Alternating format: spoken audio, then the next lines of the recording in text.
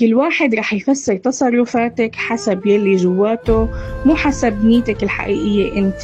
لهيك بطلي تشرحي لهم وعيشي لحالك على راحة نفسك. المهم تكوني مرتاحة مع حالك ومرتاحة مع نيتك ومرتاحة مع الله، لأنه الناس رح يضلوا يحكوا عليكي بس ما رح يحسوا فيكي. لا تتعبي حالك ولا تبرري ولا تعيشي حياتك لترضي نظر حدا ما بيشوف إلا من خلال عقدة.